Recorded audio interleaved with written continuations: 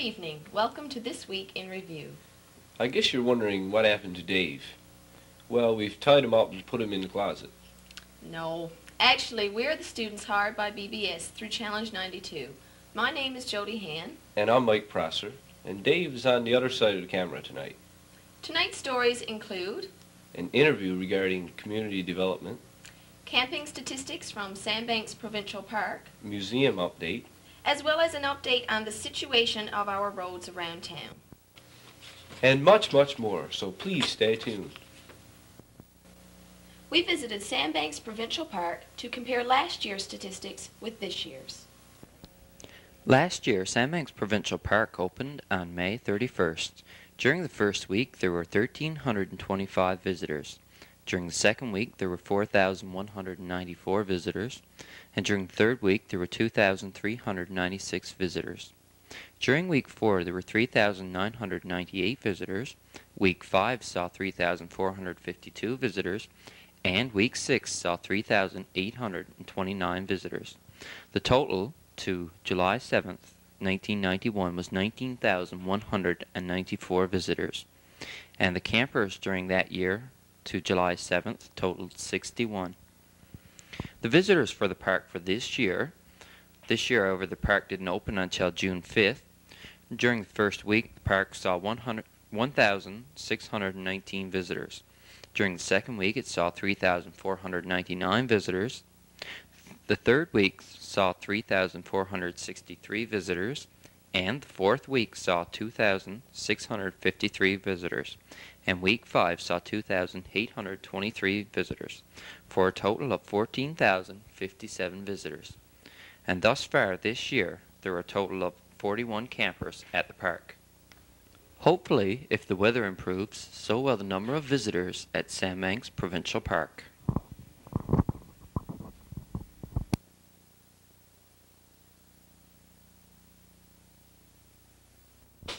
As the August 1st tentative completion date draws nearer, most of the work on the water drainage systems seems to be flowing along quite nicely. Western Construction had a rock drill in town on Thursday to drill the rocks in certain areas in order to put the water drainage systems in those areas.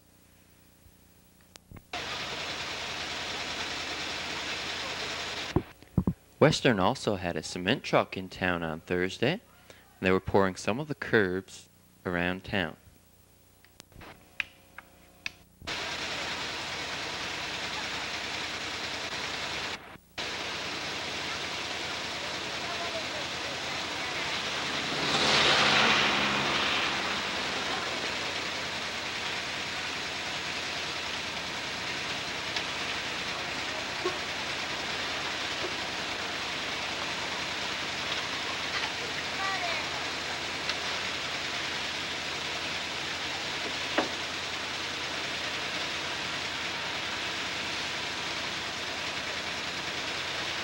We took our cameras to the museum tourist chalet again this week.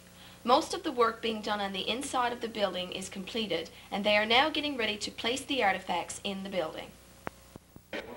As you can see, the students that are working on the museum committee project have been kept quite busy. Most of the renovations to the interior of the building are complete. Work is still ongoing on the exterior of the building. However, the interior of the building will be ready to open on Monday.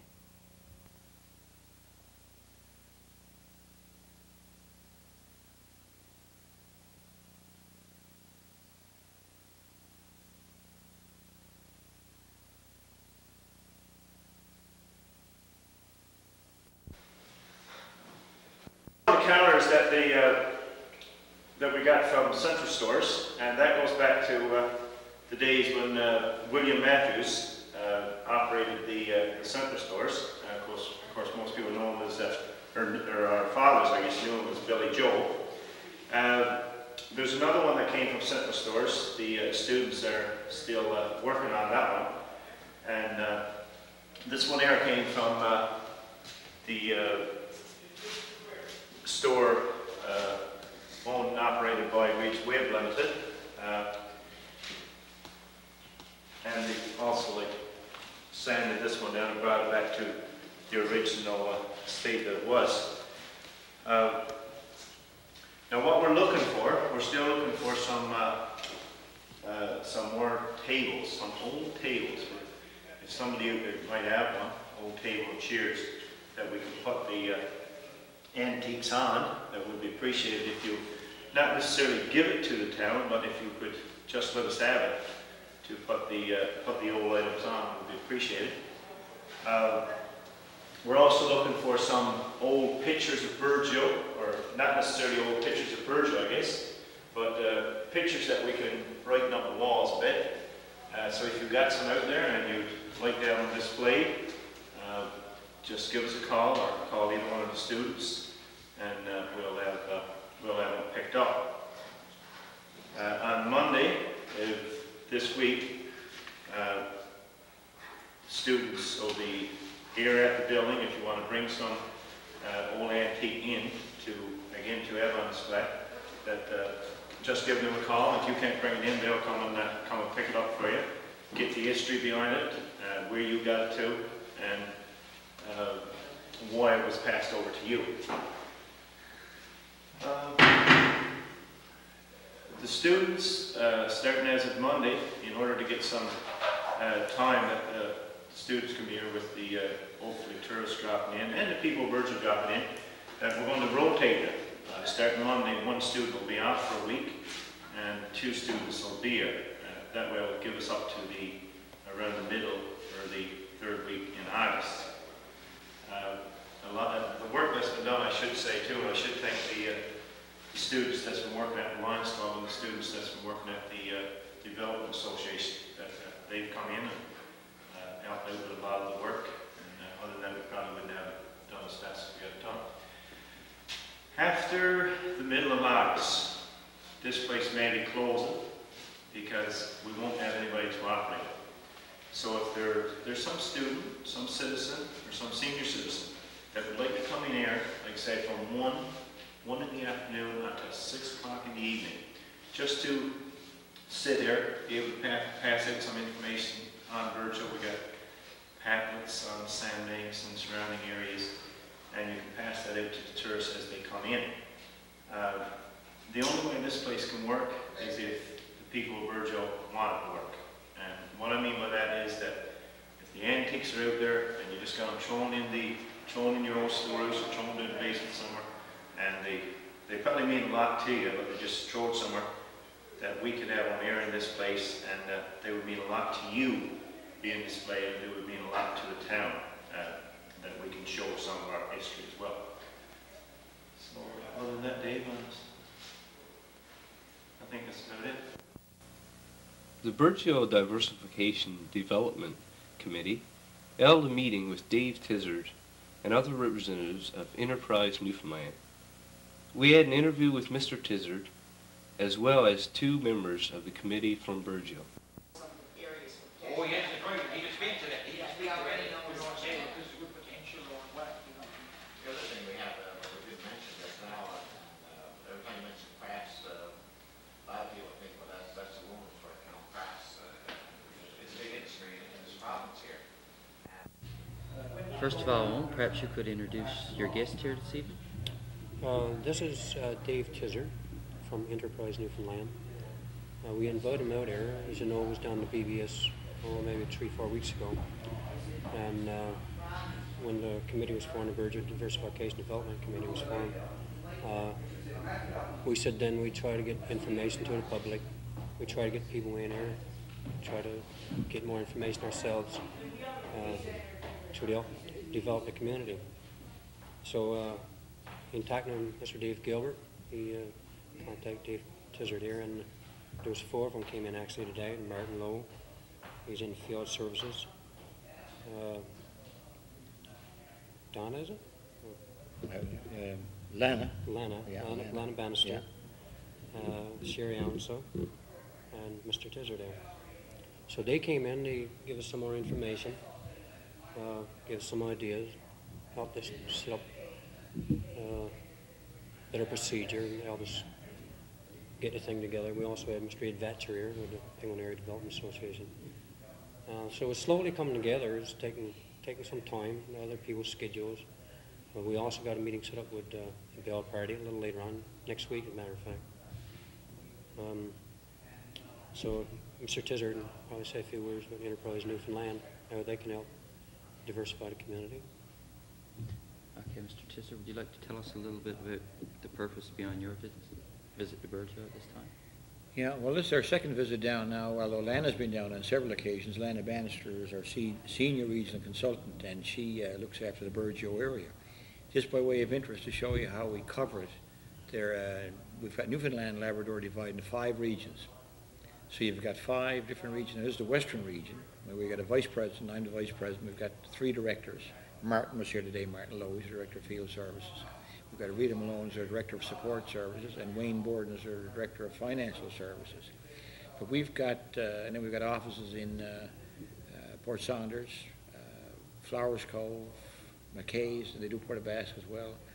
And we've got one in Stephenville and one in Deer Lake. So this is the way we cover the region. It's 116,000, they say, people that was in the Western region. That's what we've got here. But our visit today was to follow up on, Lana keeps posted with us, but it was a follow-up, as Owen has said, on an initiative they've got up, the community's gotten here, about the Diversification Committee, which is an excellent idea. It's a group of people who come together because they obviously care about things and are concerned about things and want to do something. And I think probably the most important thing came out of this today is we're talking about information, because that's what we need. One of the things that when E&L was formed, it was formed out of elements of the Department of Development and the old Rural Development Authority and the Newfoundland Labrador Development Corporation. Those 3 things came together. And the whole idea of that was to sort of eliminate all this confusion. You had all these different government departments and trying to roll 3 into one, so that you'd come into one door and you could get an answer from that one person. So in doing that, we recognized that the big thing really wasn't providing money for people, loans to people. What we found out that there was a tremendous need for people to talk to other people, exchange of information, and to find out things about where do I go for certain things. We've had a lot of success in directing people to banks, just conventional lenders type of thing, where they didn't understand how they could do something. We've explained it to them how it could work. We've gone to banks. So we've discovered that information is a big thing. So that's one of the reasons we're here. A settlement like Burgeo, a long-established settlement here, and a prosperous settlement. They've never had to go outside. They've never had to worry about going on. Owen and I were talking about it today. They've never really had to reach out. But now you're coming up against a whole new set of circumstances, the fishery going down, things changing. They look to diversify. So then you've got to start digging up all the information you can on the outside. Okay, where are we going to fit in the 90s? So this is why we're down here today. Hopefully we can be of help to Owen. Bill Party was down earlier, and he's with the COA, and Bill is a long-time resident in the West Coast. So hopefully between us all we can pull together and put a little strategy together. Okay, do you think that setting up a committee at the Community Futures Development Workshop held on May 30th was a good way to proceed? I think it was. You've got to start off somewhere, and you can always say, how should it go? Should it spring out of council? Does council lead this, or who does it, But I think this is the idea. You came together, and I think got a good turnout. You had about close to 50 people turned out, which is good by any terms of the imagination, And someone's got to start it, and like everything else, there may be 3,000 or 3,800 people in Burgeo, but there's always the movers and shakers that have to do something. So I think that's excellent. Okay, what do you think of the ideas that the committee have come up with thus far? Some good ideas there. There's some you can shoot down immediately, and there's some that you can say, well, hey, this has got great potential here. Like the aquaculture one, we think that's got tremendous potential. So that's a good thing. Tourism is something that we could try to work on here. So some good ideas. And remember, when you're coming up with ideas, you throw everything up you can. You put up 50 ideas, and maybe 2 of them would be good. But if you've got 2 good ideas, that's great. So I really feel they had some good ideas, and I was glad to see that they expanded their parameters and really, were broad in their thinking. Okay, so I take it that you think there are viable businesses that can be set up in Burgeo? We talked, I think we had a real heart-to-heart talk here today. There are viable businesses that can be set up in Burgeo. There are viable businesses that can set up anywhere if they're well managed, and they're properly thought out. Be honest, we were really realistic today when we're saying that it's not easy in Newfoundland to set up businesses, but there are things that can be done. And we're looking at what can be done in Burgeo, and I think there's a few things that we can sort of slot in here. Do you think, or rather, do you predict this committee will have a positive effect on our community? I really think they will. Dave, anything you can do, if you've got a group of people like, you know, the group we met today, people who are, they don't get paid or anything, you know, they're volunteers, they're trying to do a job. And I think it's really going to have a positive effect, because that's a spin-off effect. The whole thing we're trying to do here is to change our thinking. Before we were content to, you know, you went to school, you grew up, you probably went in a fish plant, or you moved away, you're going to change your thinking now to say we're going to do other things, and to believe that we can do other things. We can do other things. So I think that little nucleus, that's going to spark a lot of thinking, I think, and wake up a lot of people. Because I'll tell you, the biggest driving force of all of this is we're going to have to do other things, because things are changing. See, the other thing too, you know, putting my 5 cents worth in there is that if you never try, I mean, if everybody just sits back and draws UIC right, and they don't try to do something, nothing's ever going to be accomplished. So, I mean, I don't have any magic formulas. I don't have any time periods when something's going to be done. I'm just trying to get information. I'm hoping to help somebody. Anybody else can do it, I suppose. Anybody can do it. But we're prepared. We're saying we're going to try. I mean, probably nothing will come. I don't know that. I'm saying that I got some time available, that I'm prepared to try and help out, same as the rest of the committee. You know, we'll try to get people in there to help us out. Okay, is there anything else that either of you would like to add? The only thing I'd like to add is I'd like to see things move a little bit faster, obviously. It's new, and I understand. I got to be patient and stuff. I hope people take it for what it is. We're trying to do something. Exactly. You know, that's all we're doing. We're putting some time, some effort into it, a few calls. We're hoping something's going to come of it. We hope that there will be some opportunities out there for people. And at this time, that's about all we can say. Okay, well, we'd like to thank you for speaking with us. Thanks for having us. We contacted Mr. Edward Batcher, chairman of the Seniors Housing Committee, to find out if there were any new developments regarding work at the Senior Center. Mr. Batcher informed us that logistics are still being worked out, and hopefully progress will resume on the Senior Center in the near future.